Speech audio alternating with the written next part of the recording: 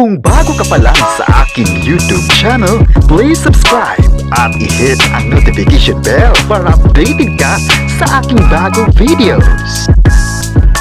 Bagong series ni Coco Martin at Julia Montes na Sigabo. Inabangan na mga kaganapan sa palabas, pasabog sa mga viewers. Ang buong detalye, alamin.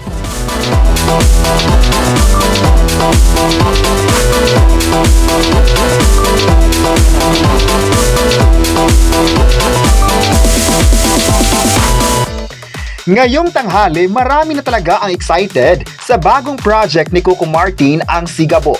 Kinumpirma nga ng aktor at direktor ang nasabing bagong series matapos nitong ma-interview ni MJ Felipe sa pagtatapos ng kanyang kasalukuyang series na Batang Quiapo.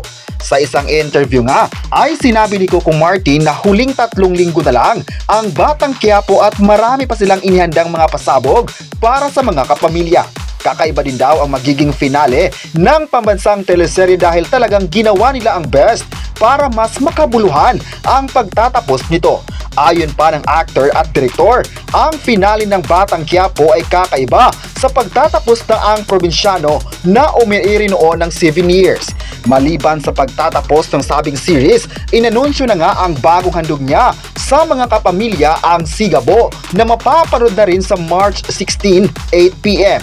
Pagkatapos ng Batang Quiapo, tuloy na tuloy agad ang pasabog ni Coco Martin sa kanyang mga fans at viewers, plus samahan pa ng magagaling na actors kabilang na sina Julia Montes. Ilan din sa mga pangalan na posibleng mapapabilang sa series ay sina Sharon Cunita at ang nag-iisang TC Tomas. Ito din talaga ang bet ng mga viewers na mapabilang sa nasabing serye. Sana nga ay matutuloy na ang mga actors na ito sa Sigabo. Marami tuloy ang napakomment kung ano nga bang klaseng kwento ang abangan nila sa Sigabo.